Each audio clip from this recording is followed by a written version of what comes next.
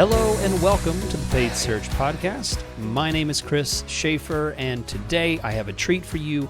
The very popular Joey Bidner is here today to talk about Google Ads, specifically the YouTube part of Google Ads.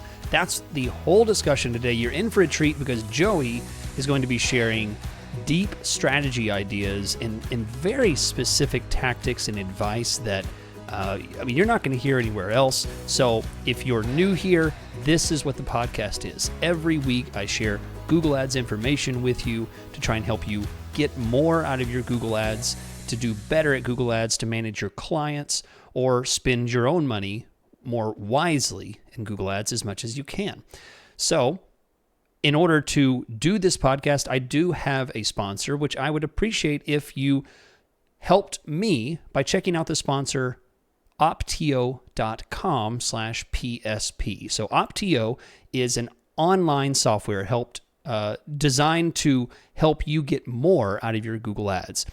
If you need someone to help you find critical issues, errors, problems, major deficiencies in your keywords, your bids, your ads, your strategy overall, this system is designed to find those for you. It's an analytical tool that connects to your Google Ads and makes it work more efficiently. It is a phenomenal tool, and you can try this tool for free at my special link at optio.com/PSP. The link is in the description. You can get 2 months for free of this software, which I personally recommend. I like this software. I use this software, and it does a lot. Joey has been on the show many times. He's talked about the software. It's a really easy to use software, and I enjoy it. There's nothing else like it. You can get 8 weeks for free at opteo.com/PSP. All right, and with us is the Joey Bidner. Joey, thank you so much for being here. We're going to talk about YouTube strategy and all kinds of great tips. You always bring great tips. And not only is Joey been busy with Google Ads, you've been growing your family. You've been, expanding the world more than just with job creation, right? We both are job creators. That's what I tell my wife. I'm a job creator. You're a life creator now.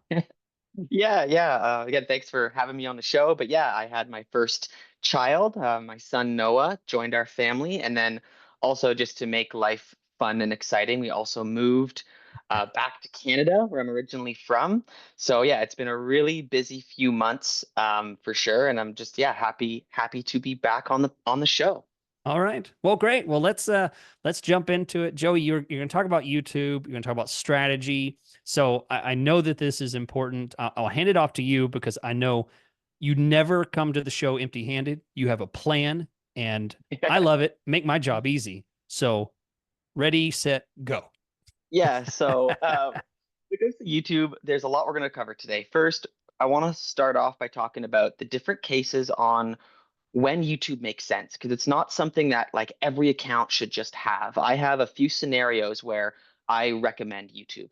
We're going to talk about that. We're also going to go into the theory of YouTube because it requires a bit of a shift of perspective because it's measured differently, it's approached differently. It's very different than search or shopping. So we want to talk about the theory a bit. We're also going to cover KPIs, the key performance indicators, how to measure performance, because I'm going to talk about completely different columns that you probably didn't even know existed, and that's what we use to observe trends in our YouTube performance. And then we'll finish off with talking about types of creative. I have a bit of a 4 or 5 pronged approach on what type of creative works in YouTube and using them together to really like tell a story. So in summary, that's what we're going to go over. Okay. Awesome. Well, I think that your very first prompt there about what you said about when to use YouTube, that's one thing I get a question a lot is, should I devote any budget towards YouTube? Because as you know, most Google Ads search campaigns need more budget anyway. So I always have a hard time pulling any money from YouTube and putting it or from search and putting it into YouTube. So what's your thoughts on when to use YouTube?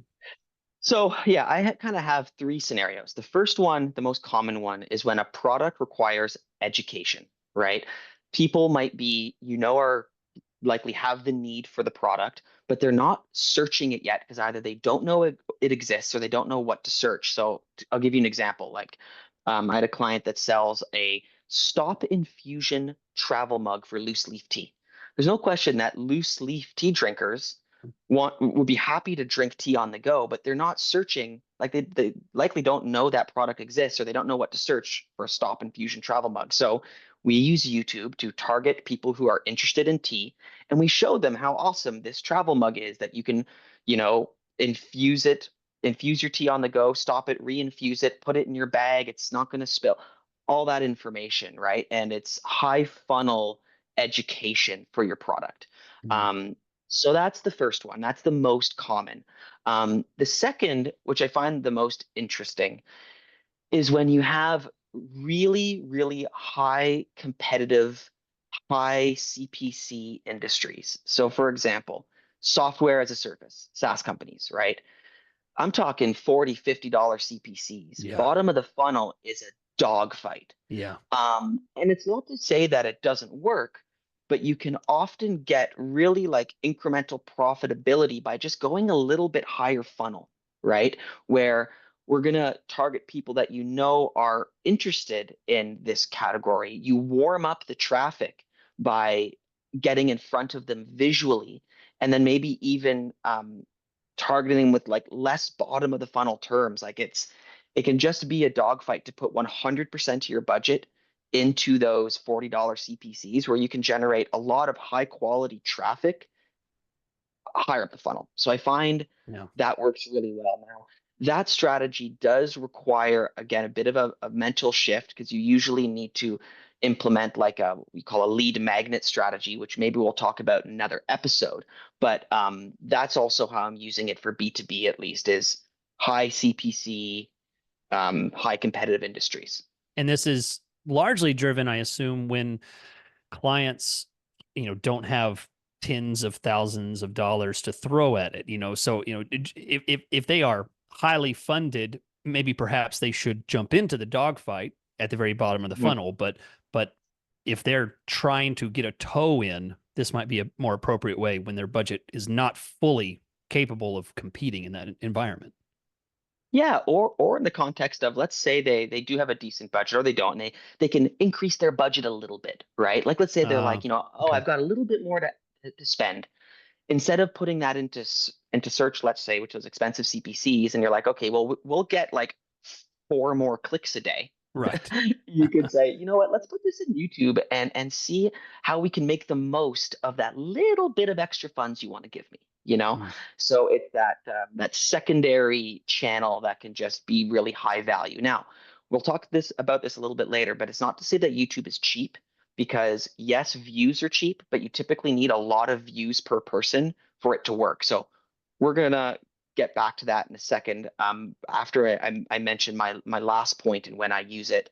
Um, but yeah, the last case and when I use YouTube is when my bottom of the funnel is a bit saturated. Like, let's say you have a really high search impression share, or you've reached the limit of what you can spend per click um, for profitability. So, for example, if you have a really low average order value product, right, and your conversion rate, you've done everything you can to get the conversion rate as good as you can, but you know you're not going to increase it. In order to get more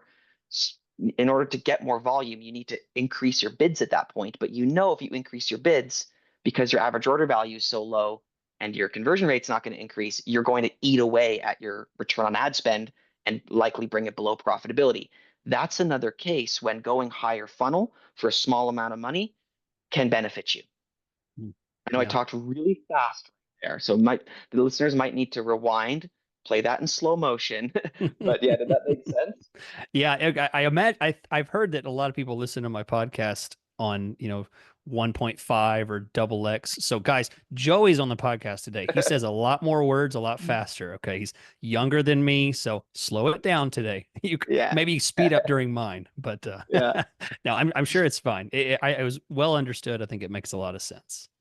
Yeah. So yeah, those are the three cases that I use it. And going back to the point of the theory of YouTube to how to make it work, it really needs to be understood that in order for YouTube to work, you need to achieve a certain level of frequency per user because nobody converts after seeing an ad once, Hmm. right? You need to follow somebody around and need to really get that ad in their face, especially because a lot of YouTube is passive, right?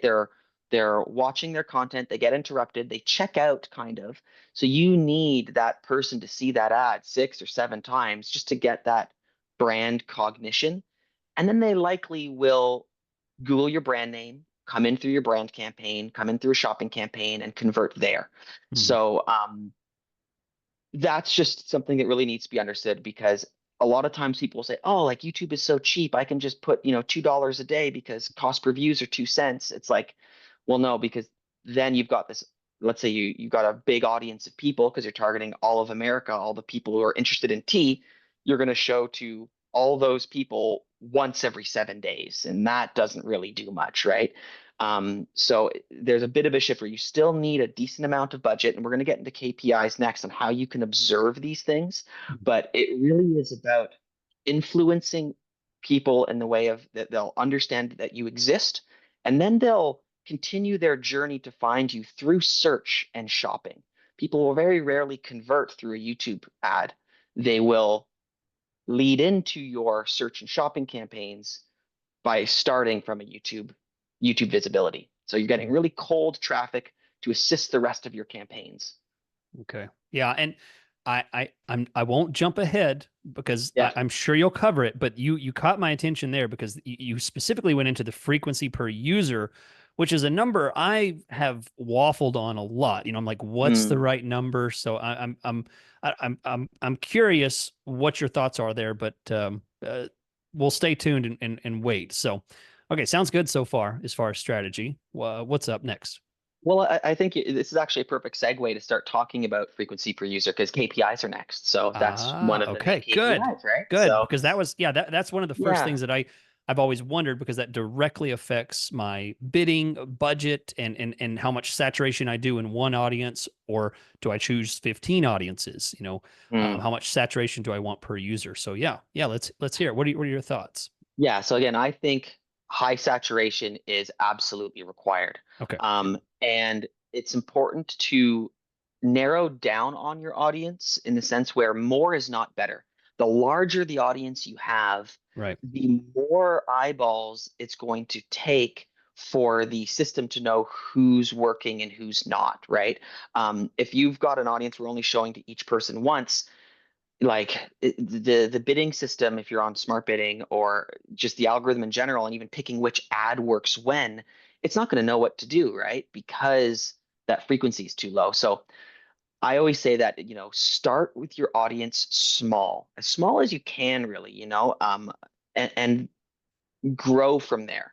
Does that answer your question, kind of? Yeah. No, you're right. Let me, because I was talking to someone today earlier, and I realized I don't know if I've ever made this point clear, and you're setting this up perfectly. You said it, so let me just restate what you said, as plainly as I can. You are deciding from the very first how much of a world you're going to be marketing to, right? Your environment, your platform. Okay. Every time you add a keyword, an audience, any kind of targeting, you immediately grow that platform. Okay. Hmm. You could have a small platform and achieve a very high frequency per user impression volume, even if you have a small budget. If you find yourself struggling with low search impression share, which is, that's not what we're talking about here, but the same thing applies. The more keywords that you add, the more audiences that you add, the more YouTube channels that you add, the less you're going to be able to cover that platform. So, when Joey's talking about, starting small, he's saying that not because he thinks you're dumb and you need to, take it easy. He means you need to start small so that you can achieve that saturation, because you won't be able to decide anything if you get next to no impressions across 3 million people. I mean, that's not very effective. You have no repetitive marketing at that point, which is the point of YouTube. Yeah, yeah, you hit the nail on the head with that summary. And that always goes to the point people ask, like, should I add frequency caps? No. We want high frequencies. I ignore that frequency cap. So when it comes to frequencies, what to expect though, right? Typically in a cold traffic campaign, meaning you're targeting audiences, of either those Google predetermined audiences or a custom audience with keywords, it still won't be all that high, to be honest. Even if you narrow it down pretty low, if you're getting a 1.6 frequency per user, like, you know that's fine. Like a lot of my super cold traffic users go to 1.6, but if you're like down Okay. to 1.1, it's like, okay, try to narrow it down a bit. I know it doesn't sound like a lot, but it does make a difference. What I'll then do, this is a sweet little tip. I'm just going to slide in here, to increase that frequency per user of the people that your ads at least initially resonated with, is I will create an audience. So there is, in the audience builder, there is an audience option for creating YouTube audiences.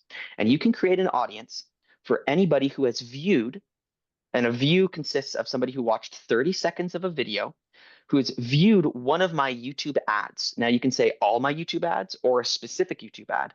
And you can say, and I want to keep them in this list for 7 days. So within the last 7 days, if somebody viewed your cold traffic campaigns ad for more than 30 seconds, then they'll be put into this audience. Then you have another campaign of just targeting that audience. And that's how you can bump up the impressions per user, of the people that matter. So it's creating a bit of a filter system. Then we'll talk more about this maybe in another episode, but then you create a third layer where you retarget people who have been to your website. So it's like people who cold traffic, warm traffic, people who watch the video but haven't clicked yet, and then anybody who's either clicked an ad or been to the site. That's like my favorite strategy right now. So, Beautiful. And yeah, it's all so, cheap compared to, the cost that you have to pay with search and other yes. methods. So you're dealing with, you know, pennies at this point rather Hmm. than with search with dollars. In order to remarket on YouTube or remarket on Google, when they come from a text ad, we're talking dollars paid to achieve this. With this, we're talking cents, which is, pennies. Yes. So that, I mean, that's great. So I love that. Good. That is very nice of you to share. Guys, I mean, you should at the end, I'm going to tell you how to get in touch with Joey. You should at least get in touch with him to say thank you because he's throwing out hot ones here. That's a good one. So yeah, going back to that KPI, so frequency per user, it's kind of a mouthful in the column section. It's average frequency per user, and just to make it more complicated, they abbreviate it, so it's like AVG dot IMPR dot FR. Right. So if you're like Joey said, there's a frequency column and I can't find it, Yeah. type in AVG IMPR and you'll see it. And you'll see there's an average frequency per user, then there's an average frequency per user over the course of 7 days and 30 days. So this will give you a sense of how many times am I hitting these people. So I like that. Nice. Um, Next one, pretty straightforward. CTR. I actually like using CTR as a measure of, again, am I reaching the right audience? And CTR here is going to be very different than CTR in search, right? In search, typically anything above a 2 is considered good. In YouTube, anything above a 0.5 is considered good. So I like CTR. Now the next one is great, but it kind of counteracts CTR, and it's percent viewed. Yeah. So the percent viewed, and that's like percent sign viewed, in the columns category. It says, okay, how many people watched 25% of the video, 50% of the video, 75%, 100%.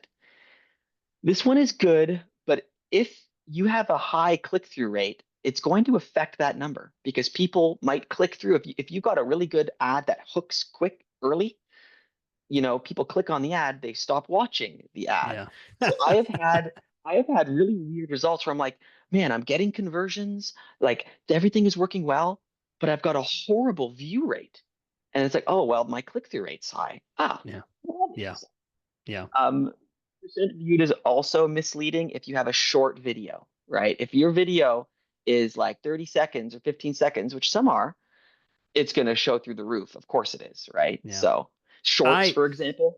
Yeah, I would Joe, tell me if you disagree here. But I typically advise my clients if we're going to run YouTube ads to not send me a 15 or 30-second video because I'm like the same price that you pay for this short 20-second, 30-second video, that you didn't want to pay your graphic or your video guy to do anything longer, so you kind of cheapened on it. You're paying the price on the YouTube side because you're paying the same fee for them to view that short little compact ad as you would if you had gone ahead and done maybe 2 minutes, something like that. I typically advise a little bit longer. I mean, you can have, I think, up to 30 minutes or something like that you can do, but I don't usually advise that. But I tend to suggest, hit the good stuff up front. Hit Hmm. hit hit the most important part because technically that part is free. If they Hmm. don't watch the video, you can get that message to them free before that quote unquote view impression happens that you pay Hmm. for. And then if they watch it, you've got them engaged, possibly 3, 4, or 5 minute video if you have content that can support that kind of time. But any thoughts? Do you agree, disagree? Yeah, I definitely like long video is preferred. I absolutely prefer Okay. long form video. But it's not to say that long form video is the only way, because the invention of like shorts are everywhere now, right? Yeah. Like short digestible, the vertical format, that's the thing. But long form video also makes more sense if you are trying to educate somebody. Um, yeah, I definitely prefer long form video, but it's not to say that, only send me long form. I typically will do a bit of a mix. I'll Yeah. do a bit of a mix. Now we are going to talk a little bit more about video, creative at the end of KPIs. So we'll Okay. dive into what type of creative works best and all that. But yeah, but you did definitely hit the nail on the head. Like, long form, like I actually have some clients where we have like 1 hour videos.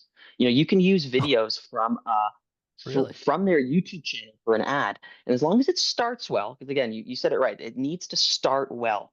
As long as it starts well and the audience is hungry for that content, then you know it makes sense to show a video as long as it's got substance to it, as long Yeah. as it's got a purpose, as long as it's teaching them something, because people are on YouTube to learn. Yeah. So Good. Great. Okay. Um, yeah, let's keep going. What else you got?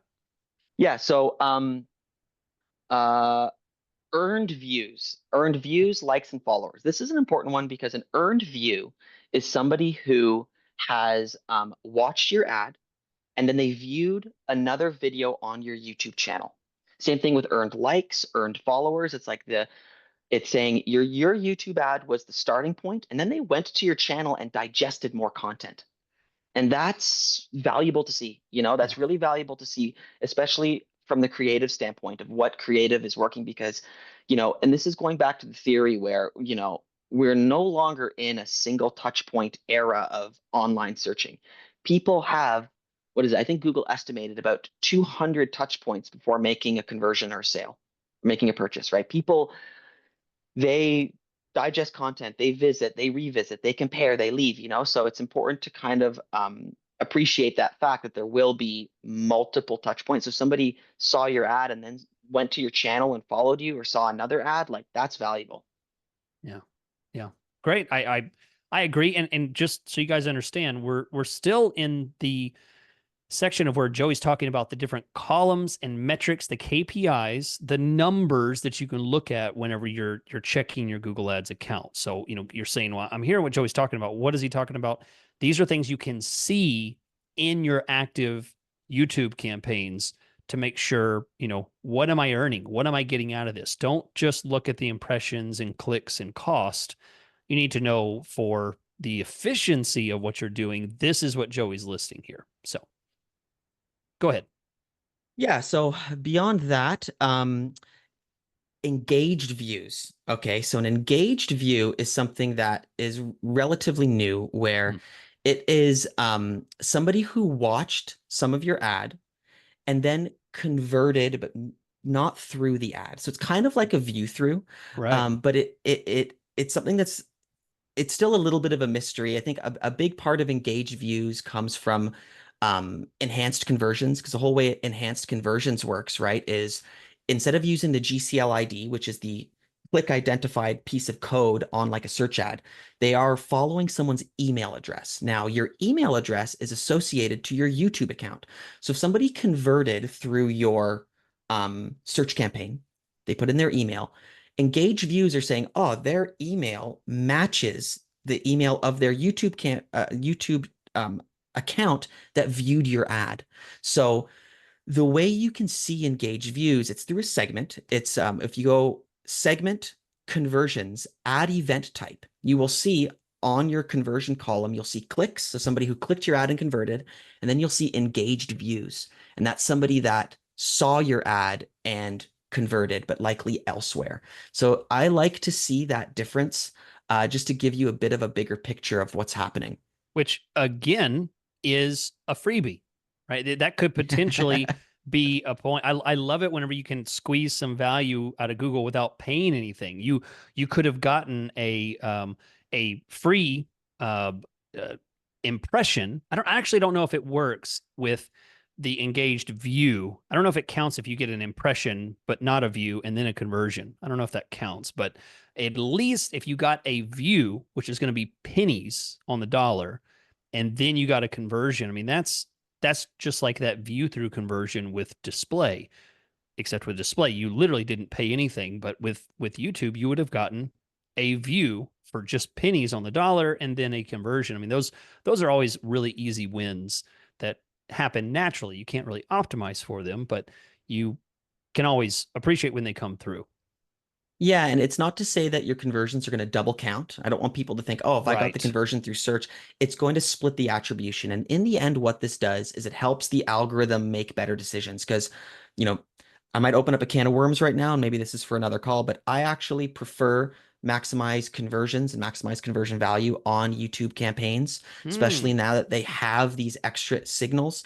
And also, I believe it's not, this is a speculation. I believe they use the whole earned view, earned like I think they use all those touch points to steer the algorithm. I used Yeah. to be a manual CPV guy, and then and I was like, oh, it makes no sense to do maximize conversions. Conversions are low. And I started testing it, and my results are just better. In almost every account, my results are better with maximized conversions.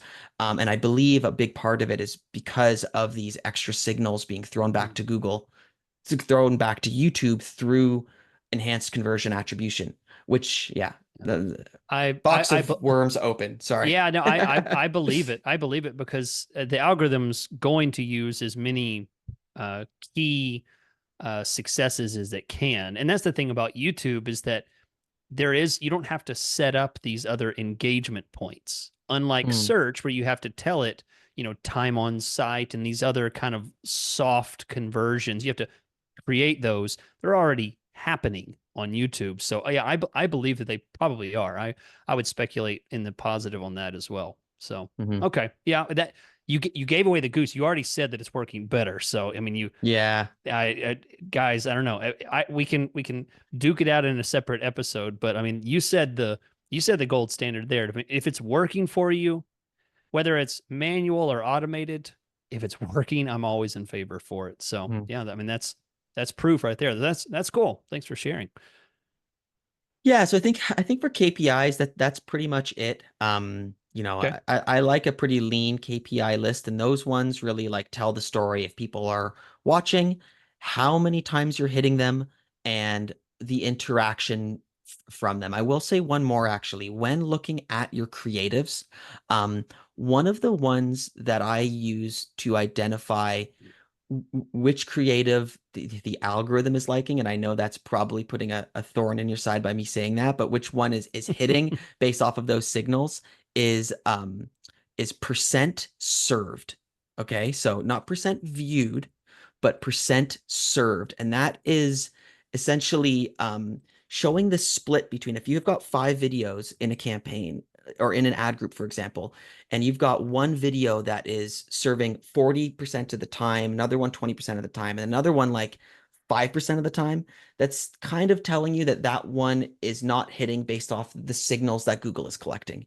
And I have more or less like cross-referenced that with some of the other signals like CTR, and it does often end up being the least performing one based off my other metrics, but it's just showing, okay, like what is Google showing in priority?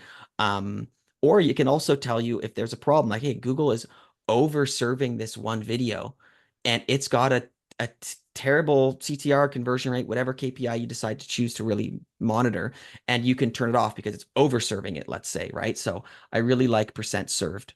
Yeah. And that's, I mean, all the Google search managers in the world are jealous of all the positive signals and data that comes with YouTube. I mean, you when we talk about KPIs in search, it's it's a pretty short list, but there's so many ways to measure engagement beyond just a click, beyond just a view here. And that's, I mean, that's just another thing on the list is where Mm. you can see so much. I mean, there's no way to like a text ad, you know, you can't like a website, but Google has all these other signals. And yeah, I mean, I believe that it probably could use a lot of this to help form better decisions about why certain ads are showing, as opposed to a search campaign that has three responsive search ads and it shows based on, you know, click through rate and relevancy to the search terms. You know, I mean, there's some vague signals there that we aren't exactly sure how it's reacting to it. So yeah, Mm. that makes sense. That makes sense. Okay, so we have creative types next, and you have some examples to share. Yeah, so this is always the next question I get, right? Is, well, what should I use for creative, right? So, and I'm going to get into a bit of a 5 point thing, but before I do that, I want to say like YouTube does not need to be high production, right? YouTube does not need, you don't need to hire an agency for a YouTube ad. I've got a lot of successful ads where it's straight up the brand owner with their cell phone talking about their product, right? Like it's Sure. very, and I honestly find those types of creative go further than super high polished commercials. Um, so I love how accessible it can be. So that's the first thing. So when it comes to creative, we need to identify and talk about the importance of leaning somebody into your brand, right? A bad ad, for example, is just talking about one, like just how great your product is right away or how many great features it has. We need to ease them into it. So the first thing I like to say is give me a piece of creative that is a hook. A hook is something that's based off of what is the problem you are solving, right? And you just talk about the problem that the user has. Because, you know, this comes back to that point of value proposition. The person digesting this content always needs to know the what's in it for me. At this point, they don't really care how great you are. They just care about what you can do for them, right? So it needs to be very front heavy in the sense where the first 5 seconds matter the most. Do not put your branding there. I always hate when ads have a big Yes. swooping brand logo. The client, the user does not care what your Yes. brand name is right now. Uh, They just want to know, you know, oh, you don't want to be confined to your desk to drink loose leaf tea. Take it with you anywhere in a loose leaf travel mug. You know what I mean? yeah. Like hook. Yeah. So that's the first piece of creative that I think is the most important, right? Then you have creative about product features, right? Once they've seen the hook, hopefully a bunch of times, then they can see, oh, now you know that there is a problem that we can solve. Our travel mug comes in 6 colors. It's made of stainless steel. It's got a 2-year warranty. You know, you talk about product features in the second video, right? Moving on from that, okay, now they're familiar with your product. Now they need social proof. Okay, the third video is testimonials or influencer stuff, right? Like, Ooh. Yeah. yeah. So I know influencers, I always like, it's so weird because I honestly hate the influencer model because it just seems so slimy. Like you Yeah. send your product to an influencer and they write it, but damn, does It, it ever work? yeah. Because They look yeah, great on camera. I mean, they do it well. Yeah. I mean, yeah, it's a whole new level. And it comes out pretty well. I mean, even though it may feel kind of slimy and silly and contrived, but it Right. still looks better than if you got a real customer who is not good on camera and can't really speak that well about it. Yeah. It's not practiced and doesn't have the right kind of equipment to record that. It's going to come out better when you engage in that. I agree. And that said, though, not every product can have that influencer side of it, because that's more for like e-commerce. But let's say you are you are lead generation, you're a software, whatever. I still think client testimonials can go a long way. And Yeah. it's always one of those things you can offer your clients, like a little discount next month if they make a video testimonial for you.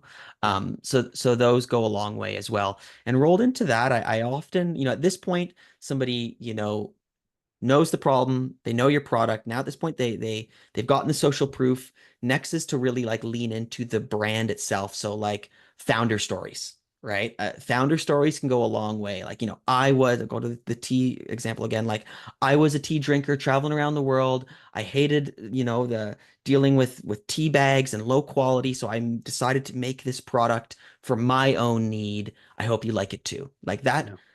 people can relate to brand stories, just to know it's not just some, Amazon ripoff where it's just a person behind a desk with a bank account that made a product, but it's a real person who came up with this out of their own need and struggle or whatever, right? Brand stories can go a long way. So that's the fourth piece of content. And the fifth is the last one. This is urgency, the offer, your call to action, your special offer, sale, discount, whatever. But that's the one where you sink the hook, you pull the rod and start reeling in. Yeah.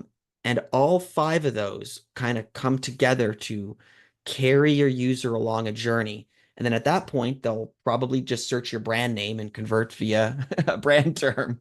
But, You've and sold that's them so well. Yeah. that's if it works well. Yeah. And guys, Joey's drawing a conclusion here about, if you follow the advice of having a controllable, high impact campaign where you're touching people with ads multiple times, this is possible. What Joey can't do in a situation like this is, if you want to target the entire United States for people that need a plumber, you're not going to be able to show these kind of stories and creative messages in a line to someone. So it's important that you understand that, this requires a measured approach with the right kind of people, that you can afford to show ads to, because you can't just because it's cheaper doesn't mean you can do everyone all the time. So and one more thing I want to point out here, I think you said it really well. I just want to reemphasize the very first message that, and my experience with YouTube is that most people try YouTube once and they don't really dive to the depths of what you've described. So I just want to say, if you're going to do this, at least make sure the video that you do covers the first video creative type that Joey described, which is the speak to the problem kind of thing. Don't make your first video the social proof, the branding, the call to action offer kind of thing. I think the best one is speaking to the problem because of the type of content you're putting out here. You're reaching a cold audience. You don't tell a cold audience, hurry, you're going to get your 5% off just today. Like, give me a break. Who is even fooled by 5% off nowadays? Give me a break. Yeah. So the importance of having a message that's most impactful for this, I think, is the first one he listed, that speak to the problem kind of message. Tell them, this is what this can solve. This is why this is important. This is why it matters. And, go from there. So great list. Very good stuff, Joe. Yeah. And I think another thing that people, might not also realize is that for any of the videos you use, and maybe these ones would come a bit more from the product feature side of it, but you can use any video on your YouTube channel as an ad, right? Yeah. Because remember, YouTube is just, it's not a direct upload. It's just a link from YouTube that's used. So I often will start recommending YouTube to clients, if I look through their YouTube channel, it's like, ah, you know what? You've got a hook video here, you've got a product features video here. We could use these as long as the first 5 seconds are not drawn out and you Yeah. can just jump in with what you already have. So yeah, I think that level of accessibility makes it makes Yeah. it easy to at least start. Or even cut up something that you already have. You could, you may Yes. have something and then just you're like, yeah, I have that, 30-minute video from an expo that we did, but there's also 2 minutes of where we were talking to current customers, and you take Mm, a cut out of that and use that as an ad. I mean, yes. there's a possibility there as well. So a lot of stuff you Mhm. can do without having to engage in new content and stuff like that. So good point. All right. Yeah, and I think oh sorry, I didn't mean to No, step no, on your no. I, toes I was there. saying, I do we have time for the question, or are we jump into the yeah. question? Okay. Okay. Yeah. Cool. So Joey has I don't know, how this happened. Somebody's banging on my door. I'm answering the door at 3 a.m. in the morning, and somebody's asking for Joey. I don't understand how this happens, but Christy emails me and asks, "Can you ask Joey this question for me?" I'm like, what's going on? So, Christy, thank you for the question. She wants to know, said, "Hey, I saw Joey's post about submitting questions for your upcoming podcast. I have a couple below." She wants to know, how do you measure the impact of YouTube activity further down the funnel? That's the Great first one. question. Yeah, great question. We'll start with that one right there. So when it comes to measuring activity down the funnel, so just to clarify, what Christy means is, YouTube is high funnel. People who don't know who you are, people who might not even know the product category exists. Further down the funnel is like your search campaign for somebody looking for that product, or maybe even your brand campaign. Somebody's already been to your website, then they type your brand name in, like that's down the funnel, right? So there's two ways to measure. One, the most important way to measure any YouTube lift is top line lift, which means after you started YouTube, did your overall business metrics grow? And this is an important one because I find sometimes we stay a little bit too much in platform and we need to look at the business holistically, where it's okay, we started YouTube on January 1st and we let it run for 4 months. Usually when you run a test like this too, you won't do another incremental increase of spend somewhere else. So you could really measure the lift of YouTube, measure the lift of that one change you made. Like, did our numbers grow in compared to either the previous period or the year before in the same period? That's, to be honest, the most effective way to measure any kind of lift from YouTube, because they're not going to come back through YouTube and sometimes not even through Google Ads. Now, to answer her question more specifically, though, how do you measure down the funnel? So remember how I mentioned there was that option to create an audience of people who viewed your YouTube ads? You can layer that audience in observationally Oh on a boy. search campaign. Oh my Huh? goodness. Huh? Listen to this. Oh, it's getting heavy. Yeah. Okay. All right. So you layer it in observationally, and this is calling back to many episodes that Chris has talked about, but observational audiences are audiences on the campaign, a search campaign or shopping campaign, where they're not affecting your delivery, right? They're not increasing your bids.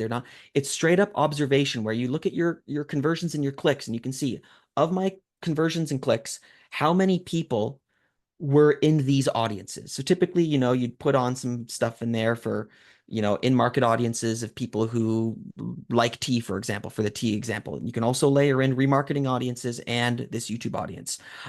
So that's one way to see that direct lift. Now, there is a little bit of a window of where people get kicked out of that list, though. So it's not one for one, right? Like Google is not allowed to hold on to that data forever anymore. So I've never seen it become really like apples to apples. Oh, somebody watched our video and then 3 months later converted. They're still in this audience. It doesn't work as clean cut as that, but that is another way to just measure the connection, the immediate connection between YouTube and a search campaign. That's cool. Whoa, I was not expecting that one. That is deep level stuff there. Okay. All right. So last question from Christy. She says, "What audience targeting have you found to capture the most engaged users?"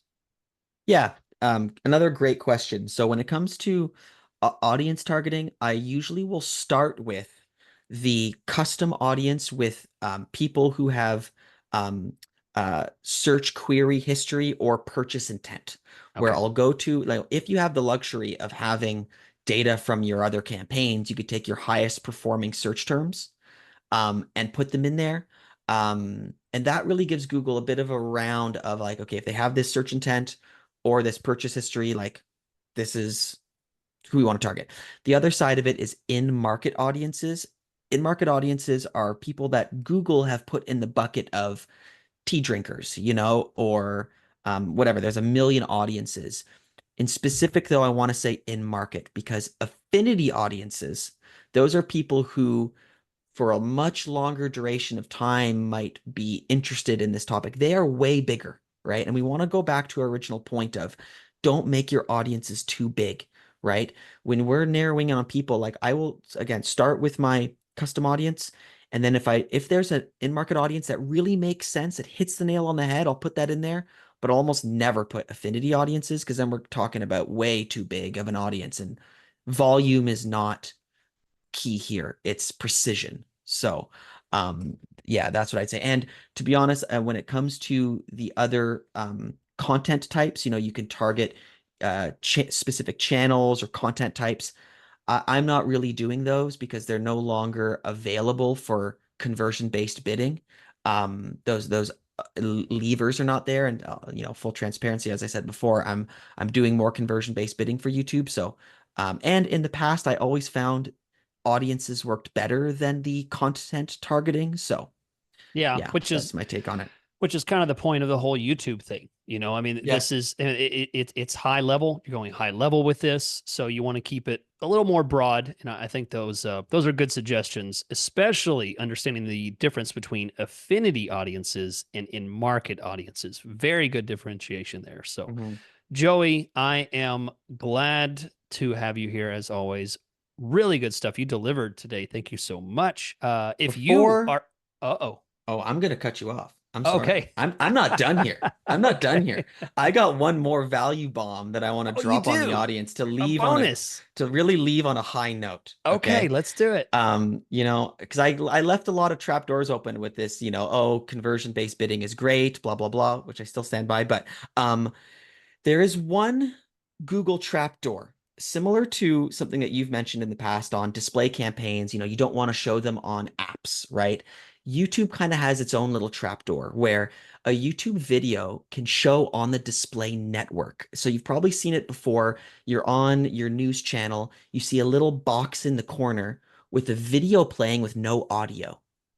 Yeah. That is YouTube showing on the display network. Now, there used to be a checkbox that you could uncheck to not be on the display network in YouTube campaign. They took that away. But in your content exclusions, so when you go on the navigation on the left, you'll see content, then you'll see exclusions. You can input a content exclusion of what's called Google AdSense without YouTube.com. I'm going to copy paste it. I'm going to give it to you to put in the show notes because Yeah. it's written Google AdSense _without _YouTube.com. And you just copy paste that. You put it into your content exclusions and you will not appear in that area. Because what I've found, it's commonly known as when it does run there, that's where you'll start to see overinflated percent views, right? Because it's running in the background. So your percent video view will be higher. Your click-through rate will be much lower because people aren't clicking on them. It's a Google trapdoor. So I really wanted to mention that one so everybody is in good form when they try YouTube for the first time. Well, I am glad you interrupted me. That's a great tip. Thank you, Joey. If anyone would like to speak with you, as always, please let them know. How can they get in touch? Yeah, the easiest way to get in touch with me is through LinkedIn. I am a big time Google nerd and I'm always just kind of posting the things that I learn along the way. So if you like to kind of just follow along, learn stuff, chat with me, add me on LinkedIn or visit my website, joeybidner.com. I offer account management services as well as coaching and consulting. All right. Well, thank you guys for listening. Thank you, Joey, for being here, and we'll catch you next week.